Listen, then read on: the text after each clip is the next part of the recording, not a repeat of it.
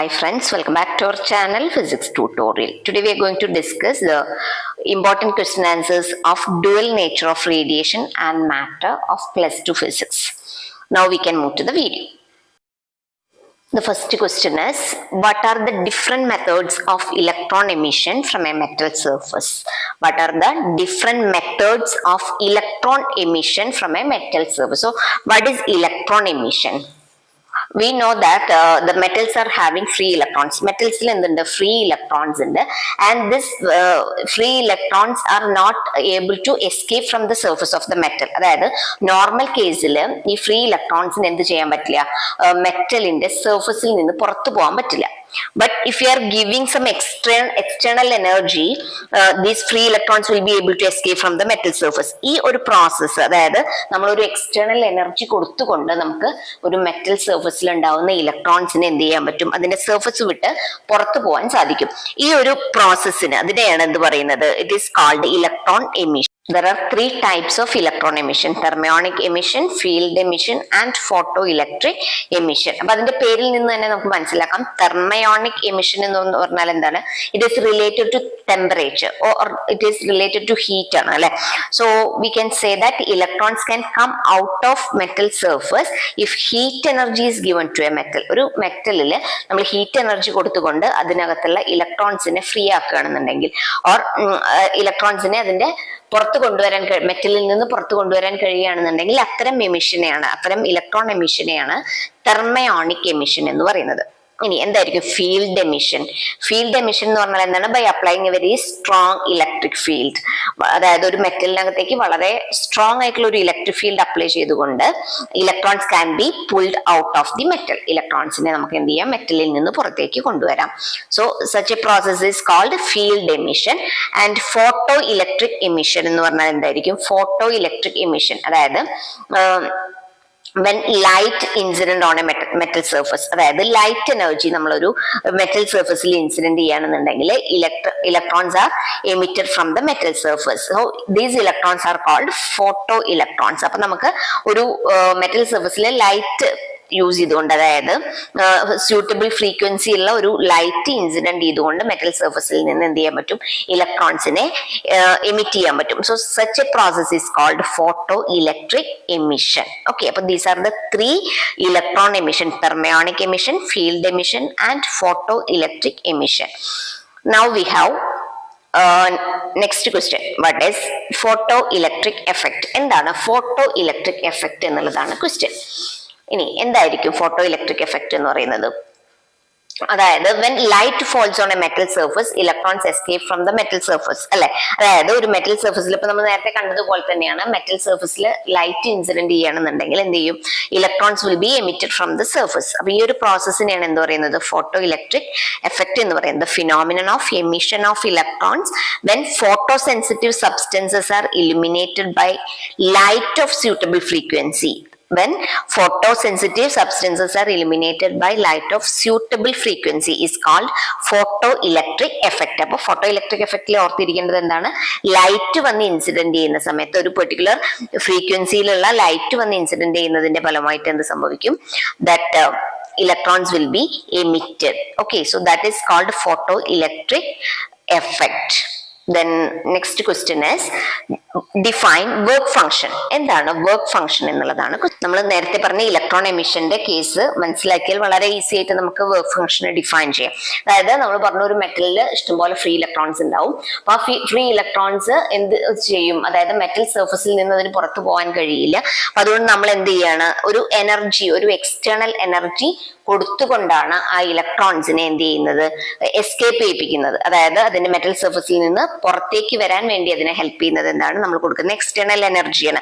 അപ്പോ അങ്ങനെ external energy കൊടുക്കുന്ന സമയത്ത് there should be a minimum energy required by an electron to escape from a metal surface. അതായത് ഒരു മെറ്റൽ സർഫസിൽ നിന്ന് ഒരു ഇലക്ട്രോണിന് എസ്കേപ്പ് ചെയ്യണമെന്നുണ്ടെങ്കിൽ അല്ലെങ്കിൽ അതിന് പുറത്തു പോകണം എന്നുണ്ടെങ്കിൽ എന്തുണ്ടായിരിക്കണം, ഒരു മിനിമം എനർജി ആവശ്യമാണ്. ആ മിനിമം എനർജീനെയാണ് നമ്മൾ എന്ത് പറയാ, വർക്ക് ഫംഗ്ഷൻ എന്ന് പറയാ. The minimum energy required by electron to escape from a metal surface is called work function. The minimum energy required by an electron to escape from a metal surface is called work function.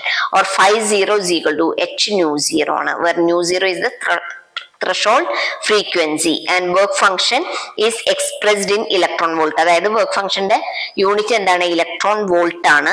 and equation is phi 0 is equal to h nu 0 ആണ്. nu 0 is the threshold frequency. അപ്പൊ അത്രയാണ് വളരെ important ആയിട്ടുള്ള ഒരു point ആണ് work function എന്ന് പറയുന്നത്. The next question is define threshold frequency. എന്താണ് threshold frequency എന്നുള്ളതാണ് question. Threshold frequency means the minimum frequency required to produce photoelectric effect ആണ്. അതായത് photoelectric effect പ്രൊഡ്യൂസ് ചെയ്യാൻ വേണ്ട മിനിമം ഫ്രീക്വൻസി, അതായത് ന്യൂ സീറോ എന്ന് പറയുന്ന ഫ്രീക്വൻസിനെയാണ് നമ്മൾ threshold frequency എന്ന് പറയുന്നത്. അല്ലെങ്കിൽ എങ്ങനെ ഡിഫൈൻ ചെയ്യാം? The minimum frequency of incident radiation below which photoelectric emission is not possible. അതായത് നമ്മൾ ഒരു photoelectric emission നടക്കാൻ വേണ്ട മിനിമം ഫ്രീക്വൻസിയെയാണ് എന്ത് പറയുന്നത്? ത്രഷോൾഡ് ഫ്രീക്വൻസി എന്ന് പറയുന്നത്. That is the minimum frequency of incident radiation below which photo electric emission is not possible is called threshold frequency nu zero. അത് റെപ്രസെന്റ് ചെയ്യുന്ന ഇക്വേഷൻ എന്താണ്? Nu zero is equal to phi zero by h എന്നുള്ളതാണ്. അതായത് phi zero by h ആണ്. അതായത് phi zero is equal to h nu zero ആണ് അല്ലെ. So nu zero will be equal to phi zero by h ആണ്. Greater the work function greater the threshold frequency. Five zero is the work function. അപ്പോൾ work function കൂടുതലാണെന്നുണ്ടെങ്കിൽ അവിടെ threshold frequency എന്തായിരിക്കും? Greater ആയിരിക്കും. Okay, ഇനി next നമ്മൾ നോക്കാൻ പോകുന്നത് define stopping potential. എന്താണ് സ്റ്റോപ്പിംഗ് പൊട്ടൻഷ്യൽ എന്നുള്ളതാണ് നോക്കാൻ പോകുന്നത്. അപ്പൊ നമുക്ക് സ്റ്റോപ്പിംഗ് പൊട്ടൻഷ്യൽ എന്ന് പറയുന്നത് നമ്മൾ സാധാരണ ഫോട്ടോ ഇലക്ട്രിക് എഫക്റ്റിന്റെ എക്സ്പെരിമെന്റ് ചെയ്യുന്ന സമയത്ത് നമുക്ക് ക്ലിയർ ആയിട്ട് മനസ്സിലാക്കേണ്ട ഒരു പോയിന്റ് ആണ്. നമ്മൾ സാധാരണ ഒരു എക്സ്പെരിമെന്റൽ അറേഞ്ച്മെന്റ് നമ്മൾ ശ്രദ്ധിച്ചിട്ടില്ലേ? അതായത് ഇവിടെ കാണുന്നത് പോലെ തന്നെ രണ്ട് സിങ്ക് പ്ലേറ്റ്സ് ഉണ്ടാവും. അതായത് അതൊരു ക്വാർട്സ് ട്യൂബിനകത്താണ് വെച്ചിട്ടുള്ളത്.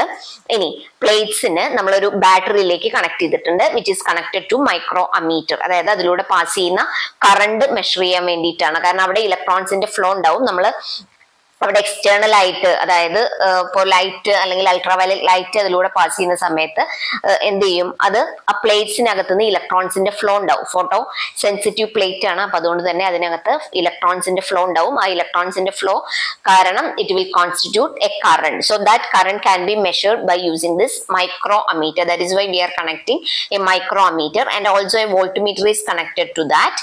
And here when ultraviolet light is incident on the cathode plate, the micrometer indicates current. Okay, അതായത് നമ്മൾ കാഥോഡ് ആണ് ഇവിടെ സി എന്ന് പറയുന്നത്, ആനോഡിനെ നമ്മൾ എ എന്ന് റെപ്രസെന്റ് ചെയ്തിട്ടുണ്ട്. ഇനി കാഥോഡിലേക്ക് നമ്മൾ അൾട്രാവയലറ്റ് ലൈറ്റ് ഇൻസിഡന്റ് ചെയ്യുന്ന സമയത്ത് എന്ത് ചെയ്യും? അതിലൂടെ കറണ്ട് ഫ്ലോ ഉണ്ടാവും. അതിനകത്തുനിന്ന് ഇലക്ട്രോൺസ് എന്ത് ചെയ്യും? ഫ്ലോ ഉണ്ടാവും. അതായത് ഇലക്ട്രോൺസ് അതിനകത്തുനിന്ന് എമിറ്റ് ചെയ്യപ്പെടും. ആ ഇലക്ട്രോൺസ് എങ്ങോട്ട് മൂവ് ചെയ്യും? ആനോഡിലേക്ക് മൂവ് ചെയ്യും. അപ്പൊ അതുകൊണ്ട് തന്നെ അതിലൂടെ കറണ്ട് ഫ്ലോ ഉണ്ടാവും. That will be indicated in micro ampere അമീറ്ററിൽ നമുക്ക് റീഡ് ചെയ്യാൻ കഴിയും. ഓക്കെ, ഇനി suppose when anode is made negative, അതായത് ഇവിടെ ആനോഡ് നമ്മൾ നെഗറ്റീവ് ആക്കി വെച്ചു എന്ന് വിചാരിക്കുക. എന്താണ് അവിടെ സംഭവിക്കുക? ആനോഡ് നെഗറ്റീവ് ആയി കഴിഞ്ഞാൽ അവിടെ നിന്നുണ്ടാവുന്ന ഇലക്ട്രോൺസിനെ അതെന്ത് ചെയ്യും? റിപ്പൽ ചെയ്യും. നമുക്ക് ഡയഗ്രത്തിൽ കാണാം ഇവിടെ, അതായത് വരുന്ന ഇലക്ട്രോൺസിനെ അതെന്ത് ചെയ്യുന്നുണ്ട്? റിപ്പൽ ചെയ്യും. അപ്പൊ അതുകൊണ്ട് തന്നെ അവിടുത്തെ ഒരു സെർട്ടൻ വോൾട്ടേജ് എത്തുന്ന സമയത്ത് അവിടുത്തെ കറണ്ട് എന്തായിരിക്കും? കംപ്ലീറ്റ്ലി സ്റ്റോപ്പ് ചെയ്യും. അതായത് അവിടെ ഇലക്ട്രോൺസിന് ഫ്ലോ ചെയ്യാൻ കഴിയില്ല. That will repel the electrons because of this negative anode. Okay, anode negative ആവുന്നതിന്റെ ഫലമായിട്ട് so current will be completely stopped. This voltage is called stopping potential. Okay, അപ്പൊ ആ വോൾട്ടേജിനെ നമ്മൾ പറയുന്നതാണ് സ്റ്റോപ്പിംഗ് പൊട്ടൻഷ്യൽ. അപ്പൊ അത് മനസ്സിലാക്കി വെക്കേണ്ടത് എന്താണ്? നമ്മൾ ഈ ഡയഗ്രത്തിനകത്ത് ആനോഡും കാഥോഡും ഉണ്ട്. അപ്പൊ ആ പെർട്ടിക്കുലർ കേസിൽ, അതായത് ആനോഡ് നെഗറ്റീവ് ആവുന്ന കേസിൽ എന്താ സംഭവിക്കുന്നത്? അവിടുത്തെ കറണ്ട് ഡിക്രീസ് ചെയ്യുന്നു. And at A certain voltage the current is completely stopped. ആ കറണ്ട് കംപ്ലീറ്റ് ആയിട്ട് സ്റ്റോപ്പ് ചെയ്യുന്ന ആ വോൾട്ടേജിനെയാണ് നമ്മൾ എന്ത് പറയുന്നത്? സ്റ്റോപ്പിംഗ് പൊട്ടൻഷ്യൽ എന്ന് പറയുന്നത്. അതിന്റെ റീസൺ എന്താണ്? ദാറ്റ് നെഗറ്റീവ്, അതായത് negative anode will repel the incoming ഇലക്ട്രോൺസിനെ റിപ്പൽ ചെയ്യുന്നതിന്റെ ഫലമായിട്ടാണ് അവിടുത്തെ കറണ്ട് ഫ്ലോ എന്ത് ചെയ്യുന്നത്? കംപ്ലീറ്റ് ആയിട്ട് സ്റ്റോപ്പ് ചെയ്യുന്നത്. അപ്പൊ നമുക്ക് എങ്ങനെ ഡിഫൈൻ ചെയ്യാം വാട്ട് ഈസ് സ്റ്റോപ്പിംഗ് പൊട്ടൻഷ്യൽ എന്ന് ചോദിച്ചാൽ, the stopping potential is the minimum negative potential applied to the anode at which the photo emission stops. അതായത് സ്റ്റോപ്പിംഗ് പൊട്ടൻഷ്യൽ എന്ന് പറയുന്നത് എന്താണ്? മിനിമം നെഗറ്റീവ് പൊട്ടൻഷ്യൽ ആണ്. അതായത് നമ്മൾ ആനോഡിനകത്ത് കൊടുക്കുന്ന മിനിമം നെഗറ്റീവ് പൊട്ടൻഷ്യൽ ആണ് applied to the anode at which the photo emission stops. Photo emission stop ആവുന്നതിന് വേണ്ടി നമ്മൾ കൊടുക്കുന്ന മിനിമം നെഗറ്റീവ് പൊട്ടൻഷ്യലിനെയാണ് എന്ത് പറയുന്നത്, സ്റ്റോപ്പിംഗ് പൊട്ടൻഷ്യൽ എന്ന് പറയുന്നത്. ഇനി next question, obtain Einstein's photo electric equation. ഐൻസ്റ്റീന്റെ ഫോട്ടോ ഇലക്ട്രിക് ഇക്വേഷൻ ആണ് ചോദിച്ചിട്ടുള്ളത്. നമുക്കറിയാവുന്ന ഒരു ഇക്വേഷൻ ആണ് എനർജി ഓഫ് എ ഫോട്ടോൺ എന്ന് പറയുന്നത് h nu എന്നാണ് റെപ്രസെന്റ് ചെയ്യുക അല്ലെ. ആ എനർജി എന്തിന് ഈക്വൽ ആയിരിക്കും, work function plus kinetic energy of ഇലക്ട്രോൺസിന് ഈക്വൽ ആയിരിക്കും. So work function plus kinetic energy of ഇലക്ട്രോണിന് ഈക്വൽ ആണെങ്കിൽ എങ്ങനെയാ നമുക്ക് ഇക്വേഷൻ ആയിട്ട് എഴുതാം, h nu ആണ് എനർജി ഓഫ് ഫോട്ടോൺസ്, വർക്ക് ഫംഗ്ഷനെ നമുക്ക് എങ്ങനെ എഴുതാം, 50 എന്ന് എഴുതാം, plus kinetic energy of electrons എന്നുള്ളതിനെ k max എന്ന് എഴുതാം. അതായത് k max will be equal to h nu minus 50 ആണ്.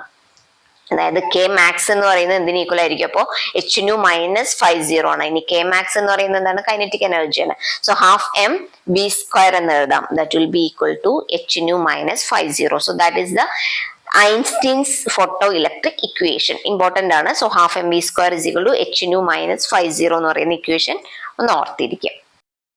Next question is, at stopping potential V0 Einstein's photoelectric equation can be expressed as. എങ്ങനെയാണ് നമ്മൾ സ്റ്റോപ്പിംഗ് പൊട്ടൻഷ്യലിൽ ഐൻസ്റ്റീന്റെ photo electric ഇക്വേഷനെ express ചെയ്യുക എന്നുള്ളതാണ്. എന്താണ് സ്റ്റോപ്പിംഗ് പൊട്ടൻഷ്യലിൽ ഉണ്ടാവുന്ന കൈനറ്റിക് എനർജി, അതായത് സ്റ്റോപ്പിംഗ് പൊട്ടൻഷ്യൽ എന്ന് പറയുന്നത് ഇക്വലന്റ് ടു മാക്സിമം കൈനറ്റിക് എനർജിയാണ്.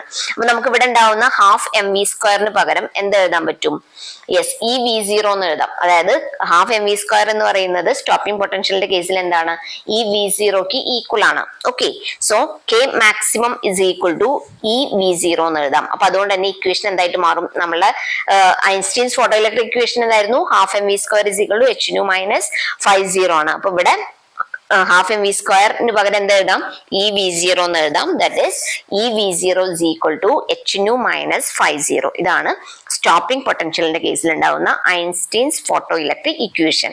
ദാറ്റ് ഈസ് ഈ V0 is equal to h nu minus 50. 50 എന്ന് പറയുന്നത് എന്താണ്, വർക്ക് ഫംഗ്ഷൻ ആണ്. Okay, then energy of photon ആണ് h nu എന്ന് പറയുന്നത്. Next question is the work function of a metal is 6 electron volt. ഒരു മെറ്റലിന്റെ വർക്ക് ഫംഗ്ഷൻ എത്രയാണ്, 6 ഇലക്ട്രോൺ വോൾട്ട് ആണ്. If 2 photons each having energy 4 electron volt strike the metal surface, will the emission be possible? Why? അതായത് 4 electron volt ഉള്ള photons വന്നിട്ട് ഈ മെറ്റലിൽ strike ചെയ്ത് കഴിഞ്ഞാൽ will the emission be possible എന്നുള്ളതാണ് ക്വസ്റ്റ്യൻ. എമിഷൻ പോസിബിൾ ആവോ, അതിന്റെ റീസണും ചോദിച്ചിട്ടുണ്ട്. എന്താണ് വർക്ക് ഫംഗ്ഷൻ എന്ന് പറഞ്ഞാൽ minimum energy required to escape an electron from the metal surface ആണ് അല്ലെ. അതായത് മെറ്റൽ സർഫസിൽ നിന്ന് ഇലക്ട്രോൺ എമിറ്റ് ചെയ്യണമെന്നുണ്ടെങ്കിൽ ഉണ്ടായിരിക്കേണ്ട മിനിമം എനർജിയാണ് എന്ത്, work function. So work function എത്രയാണെന്ന് തന്നിട്ടുണ്ട്, 6 ഇലക്ട്രോൺ വോൾട്ട് ആണ്. അപ്പോൾ 6 ഇലക്ട്രോൺ വോൾട്ടിനേക്കാൾ കൂടുതലുള്ള ഒരു ഫോട്ടോൺ വന്ന് ഇൻസിഡന്റ് ചെയ്താൽ മാത്രമാണ് എന്തുണ്ടാവുള്ളൂ, അവിടെ ഇലക്ട്രോണിന്റെ അതായത് എമിഷൻ പോസിബിൾ ആവൂ.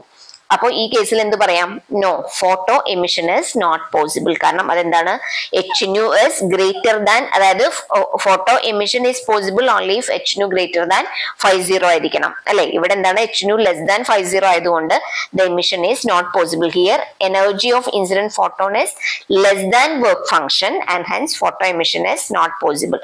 അപ്പൊ അതൊന്ന് ശ്രദ്ധിക്കുക, എപ്പോഴും വർക്ക് ഫംഗ്ഷനേക്കാൾ കൂടുതലുള്ള ഫോട്ടോൺ വന്ന് ഇൻസിഡന്റ് ചെയ്തെങ്കിൽ മാത്രമാണ് എന്തുണ്ടാവുള്ളൂ, emission possible ആവുള്ളൂ, ഫോട്ടോ എമിഷൻ പോസിബിൾ ആവൂ. Okay, so we can say no, photo emission is not possible because for photo emission is possible only if h nu greater than 50. Here energy of incident photon is less than work function and hence photo emission is not possible. The next question is, the work function of cesium is 2.14 electron volt. The work function of cesium is given as 2.14 electron volt. We have to find the threshold frequency for cesium and also the wavelength of the incident light if the photocurrent is brought to zero by a stopping potential of 0.60 volt. രണ്ട് questions ആണ് ഉള്ളത്. എന്താണ് work function തന്നിട്ടുണ്ട് cesiumത്തിന്റെ. So here we have to find the threshold frequency. Second one എന്താണ്, wave length കാണണം. അവിടെ ഉണ്ടാവുന്ന stopping potential എത്രയാണ്, 0.60 വോൾട്ട് ആണ്. ഓരോന്നായിട്ട് നമുക്ക് കാണാം. So first one, threshold frequency. So which is the equation for finding threshold frequency? nu0 is equal to 50 by h ആണ് അല്ലെ. So 50 is given as 2.14 electron volt. So that is 2.14 into 1.6 into 10 raised to minus 19 joule ആണ്. Okay. Then H is a constant, that is 6.63 into 10 raised to minus 34 joule second. ഇനി substitute ചെയ്യാലോ. Nu zero is equal to 50 by h ആണ്. So 2.14 into 1.6 into 10 raised to minus 19 divided by 6.63 into 10 raised to minus 34. So that will be equal to 5.16 into 10 raised to 14 hertz. Okay. Next one is the wavelength of the incident light we have to find, and the stopping potential is given as 0.60 volt. Appo stopping potential case ne what is the equation for Einstein's photoelectric equation? Endana Einstein's photoelectric equation in the case of stopping potential? Adonna apply cheyam. E V0 is equal to h nu minus 50 ആണ് അല്ലെ. So E V0 is equal to h nu minus 50 എന്നുള്ളതില് നമുക്ക് ഇവിടെ കാണേണ്ടത് എന്താണ്? Wave length ആണ്. ഇനി ഫ്രീക്വൻസിയെ നമുക്ക് wave ലെങ്ത്തിന്റെ ടേംസിൽ എങ്ങനെ എഴുതാം? New is equal to c by lambda ആണ്. അതൊന്ന് സബ്സ്റ്റിറ്റ്യൂട്ട് ചെയ്യാം, എന്നിട്ട് ഇക്വേഷൻ ഒന്ന് റീഅറേഞ്ച് ചെയ്യാം. That is h nu is equal to E V0 minus 50 എന്ന് എഴുതാം. ഇനി ന്യൂവിന് പകരം എന്താ എഴുതാം? Frequency is equal to c by lambda ആണ്. അപ്പൊ എന്ത് കിട്ടും? h into c by lambda is equal to E V0 minus 50 എന്ന് വരും അല്ലെ. നമുക്ക് ലാംഡ അല്ലേ ആവശ്യമുള്ളത്. So lambda will be equal to hc by E V0 minus 50 എന്ന് എഴുതാം. That is 6.63 into 10 raised to minus 34 into c is 3 into 10 raised to 8 ആണ്. That is velocity of light divided by E, that is 1.6 into 10 raised to minus 19 into V0 0.6 ആണ്. V0 is the stopping potential. Okay, minus 50, that is 2.14 into 1.6 into 10 raised to minus 19. അപ്പോൾ calculate ചെയ്യുമ്പോൾ നമുക്ക് കിട്ടുന്ന value എത്രയാണ്? Yes, 454 nanometre ആണ്. So 454 nanometre is the wavelength of the incident light. Okay. The next question is the work function of cesium is 2.14 electron volt when light of frequency 6 into 10 raised to 14 hertz is incident on the metal surface. Photo emission of electrons occurs. Here h is given as h is equal to 6.6 into 10 raised to minus 34. Then calculate the maximum kinetic energy of the emitted electrons, and B, calculate the stopping potential. ഇപ്പോൾ ഇവിടെ എന്തൊക്കെയാണ് തന്നിട്ടുള്ളത്? Given data, അതായത് work function തന്നിട്ടുണ്ട് 50, that is 2.14 electron volt ആണ്. So that will be equal to 2.14 into 1.6 into 10 raised to minus 19 volt. Okay. Then the frequency of light is given. Frequency, that is nu is equal to 6 into 10 raised to 14 hertz. Then h is already given here, that is a constant, right? 6.6 into 10 raised to minus 34. Now here we have to calculate the maximum kinetic energy of the emitted electrons. അപ്പോൾ ഏത് equation use ചെയ്യാം? Maximum kinetic energy കാണാൻ kinetic energy maximum is equal to h nu minus 50 അല്ലെ. h nu minus 50 use ചെയ്യാം. So substitute ചെയ്യാലോ equation. So h is 6.6 into 10 raised to minus 34 into nu, that is 6 into 10 raised to 14, that is minus 50, that is minus 2.14 into 1.6 into 10 raised to minus 19. അപ്പോൾ എത്ര കിട്ടും? 3.96 into 10 raised to minus 19 minus 3.42 into 10 raised to minus 19 എന്ന് വരും അല്ലെ. So that is found to be 0.54 into 10 raised to minus 19 joule or 0.54 electron voltന് equal ആയിരിക്കും. Okay. Now we have to calculate the stopping potential. എങ്ങനെയാണ് stopping potential calculate ചെയ്യാൻ പറ്റുക? Kinetic energy maximum will be equal to E V0 അല്ലെ. അതിൽ നിന്ന് V0 കാണാലോ. So K max divided by E കണ്ടാൽ മതി. So K max എത്രയാണ്? 0.54 into 10 raised to minus 19 ആണ്.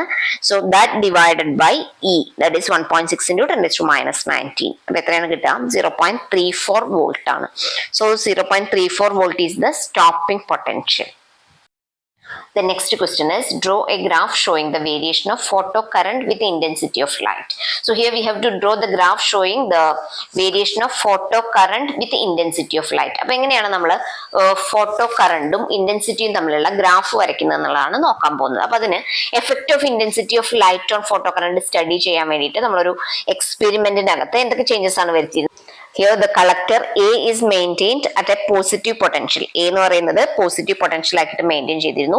Then frequency of incident radiation and the accelerating potential were kept fixed. അതായത് പൊട്ടൻഷ്യലും അതുപോലെ തന്നെ ഫ്രീക്വൻസിയും ഫിക്സ്ഡ് ആക്കി വെച്ചിട്ടുണ്ട്. Then change in intensity of light with photo electric current അത് മെഷർ ചെയ്തുകൊണ്ടിരിക്കുകയാണ്. അപ്പൊ photo electric current we can measure from this ammeter. Okay.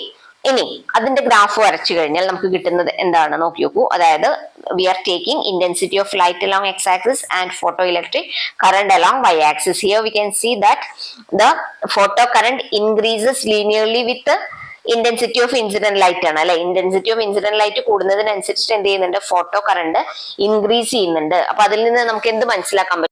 Number of photoelectrons emitted per second is directly proportional to intensity of incident radiation ആണ്. അതായത് intensity of incident radiation increase ചെയ്യുന്നതിനനുസരിച്ച് എന്ത് ചെയ്യുന്നുണ്ട്, number of photoelectrons are also increasing.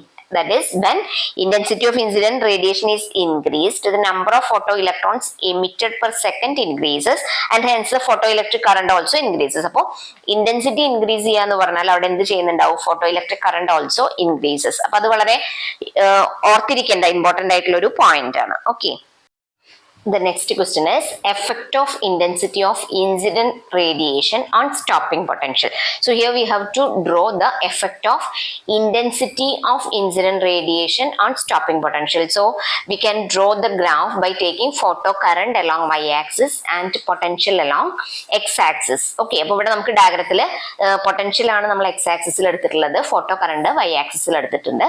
ആ സമയത്ത് ശ്രദ്ധിക്കേണ്ട ഒരു കാര്യം എന്ന് പറഞ്ഞാൽ here we are keeping the frequency fixed. അതായത് ഫ്രീക്വൻസി കോൺസ്റ്റന്റ് ആക്കി വെച്ചുകൊണ്ട് ഇന്റൻസിറ്റി ആണ് വാരി ചെയ്യുന്നത്. So when we change the intensity, here we can see the saturation current increases. Here at first the saturation current was I1, then as the intensity increases the current increases by I2, then I3, like that. Okay, so here we can see I3 is greater than I2, greater than I1. So saturation current is increasing when the intensity increases. Okay, but what happens to this stopping potential? ഇവിടെ stopping potential അല്ലെങ്കിൽ retarding potential നമുക്ക് കാണാൻ കഴിയും. stopping potential എങ്ങനെയാണ് വരുന്നത്, എല്ലാം same value ആണ്. അതായത് ഇന്റൻസിറ്റിക്ക് എത്ര മാറ്റം വരുത്തിയാലും stopping potential remains the same. അപ്പൊ അതാണ് effect of intensity of incident radiation on stopping potential. എന്ത് ചെയ്യുന്നില്ല, intensity of incident radiation as independent of stopping potential. അതായത് സ്റ്റോപ്പിംഗ് പൊട്ടൻഷ്യൽ എന്ത് ചെയ്യുന്നില്ല, ഇന്റൻസിറ്റി മാറുന്നതിനനുസരിച്ചിട്ട് മാറിയുന്നില്ല. അപ്പൊ അതുകൊണ്ട് എന്ത് പറയാം, for a given frequency of incident radiation, അതായത് we are keeping the frequency as a constant and intensity only is varied. So the stopping potential is independent of intensity of radiation. അപ്പൊ നമ്മൾ നേരത്തെ കണ്ടത് എന്താണ്, intensity is yes, as the intensity increases the number of electrons will be increasing and the photo current will be increased അല്ലെ. Intensity കൂടുന്നതിനനുസരിച്ചിട്ട് intensity അതായത് photo current increase ചെയ്യും, പക്ഷെ എന്തിനു മാറ്റം വരുന്നില്ല, stopping potential remains constant or remains the same. Next question is effect of frequency of incident radiation on stopping potential. Effect of frequency of incident radiation on stopping potential. അപ്പോൾ ഇവിടെ നമ്മൾ ഏതാണ് vary ചെയ്യുന്നത്, ഫ്രീക്വൻസിയും സ്റ്റോപ്പിംഗ് പൊട്ടൻഷ്യലും തമ്മിലുള്ള relation ആണ് നോക്കുന്നത്. അപ്പോൾ അവിടെ ഫ്രീക്വൻസി വേരി ചെയ്യും, കോൺസ്റ്റന്റ് ആക്കി വെക്കുന്നത് എന്താണ്, ഇന്റൻസിറ്റി ആണ്. അപ്പോൾ intensity is kept constant and when we are varying the frequency, what will happen to this stopping potential? അതായത് ഇവിടുത്തെ ഫ്രീക്വൻസീസ് നമുക്ക് കാണാൻ പറ്റും, ന്യൂ1, ന്യൂ2, ന്യൂ3 എന്ന രീതിയിലാണ് അത് നമ്മൾ ഇൻക്രീസ് ചെയ്യുന്നത്. Here we can draw the graph by taking potential along x-axis and photocurrent or photoelectric current along y-axis. Okay, then here we can see the saturation current and also the potential. Okay, so stopping പൊട്ടൻഷ്യലിന് എന്താണ് ഇവിടെ സംഭവിക്കുന്നത് നോക്കി നോക്കൂ. അതായത് frequency increase ചെയ്യുന്നതിനനുസരിച്ചിട്ട് അതായത് stopping potential എന്ത് സംഭവിക്കുന്നുണ്ട്, V01, V02, V03 എന്ന് പറഞ്ഞ് ഇൻക്രീസ് ചെയ്യുന്നുണ്ട് അല്ലെ. അതായത് as the frequency increases the stopping potential is also found to be increased. അതായത് stopping potential varies linearly with incident frequency. അതായത് ഫ്രീക്വൻസിക്ക് അനുസരിച്ചിട്ട് ലീനിയർലി എന്ത് ചെയ്യുന്നുണ്ട്, സ്റ്റോപ്പിംഗ് പൊട്ടൻഷ്യൽ ഇൻക്രീസ് ചെയ്യുന്നുണ്ട്. പക്ഷെ ഇവിടുത്തെ കറണ്ടിന് എന്ത് സംഭവിക്കുന്നില്ല, kinetic energy of electrons increase ചെയ്യുന്നുണ്ട്, പക്ഷെ but saturation current remains the same. So how we can say that the stopping potential increases with increase in frequency of incident radiation. അപ്പോൾ അതാണ് തമ്മിലുള്ള റിലേഷൻ. അപ്പോൾ നമുക്ക് എന്ത് പറയാം? As the frequency increases, stopping potential also increases, and as the frequency increases, the kinetic energy of electrons increases. Okay. അതുപോലെ തന്നെ നമ്മൾ എനർജി ഓഫ് ഫോട്ടോ ഇലക്ട്രോൺസ് എന്ന് പറയുന്നത് എന്തിന് ഇൻഡിപെൻഡന്റ് ആണ്?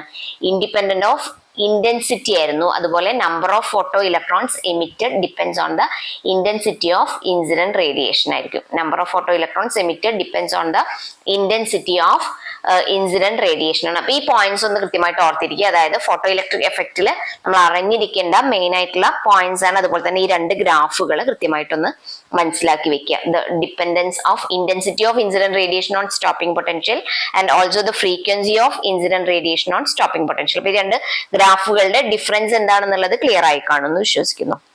ഇത്രയും സമയം നമ്മൾ പറഞ്ഞത് ഫോട്ടോ ഇലക്ട്രിക് എമിഷന്റെ ലോസ് ആണ്. അതായത് ഫോട്ടോ ഇലക്ട്രിക് എമിഷനുമായിട്ട് റിലേറ്റഡ് ആയിട്ടുള്ള പോയിന്റ്സ് ആണ് നമ്മൾ ഡിസ്കസ് ചെയ്തത്. അതിൽ ഇമ്പോർട്ടന്റ് ആയിട്ട് അറിഞ്ഞിരിക്കേണ്ട പോയിന്റ്സ് മാത്രം ഒന്ന് കൺക്ലൂഡ് ചെയ്ത് പറയാം.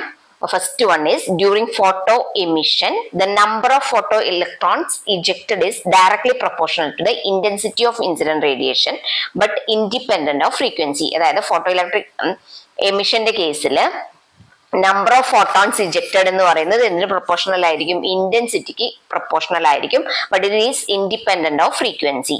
Second one is for a given metal there exists certain minimum frequency. അതായത് ഓരോ മെറ്റൽസിനും ഉണ്ടാവുന്ന മിനിമം ഫ്രീക്വൻസിയിൽ ഡിഫറൻസ് ഉണ്ട് of the incident radiation below which no emission is possible. This frequency is called threshold frequency. നമ്മൾ നേരത്തെ ഡിസ്കസ് ചെയ്തതാണ്. അപ്പോൾ ഓരോ മെറ്റലിനും എന്തുണ്ടായിരിക്കും? ഒരു മിനിമം ഫ്രീക്വൻസി ഉണ്ടാവും of incident radiation below which no emission will be possible. That is called threshold frequency.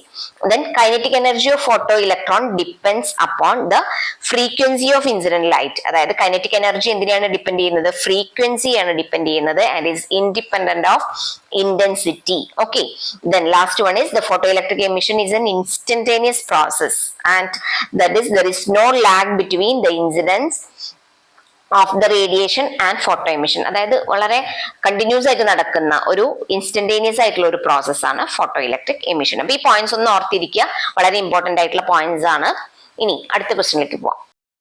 Now we can move to the next question. Draw the graphical variation of stopping potential V0 and frequency nu. What is the slope of this graph? അപ്പോൾ ഇവിടെ ചോദിച്ചിട്ടുള്ള എന്താണ്? Draw the graphical variation of stopping potential and frequency. അതായത് stopping പൊട്ടൻഷ്യലും ഫ്രീക്വൻസിയും തമ്മിലുള്ള ഗ്രാഫാണ് ചോദിച്ചിട്ടുള്ളത്. നിങ്ങൾക്ക് ഇവിടെ ഗ്രാഫ് വരയ്ക്കുമ്പോൾ ഫ്രീക്വൻസിയാണ് എക്സ് ആക്സിസിൽ, then stopping potential is taken along Y axis. Here we can see the graph, അതായത് V0.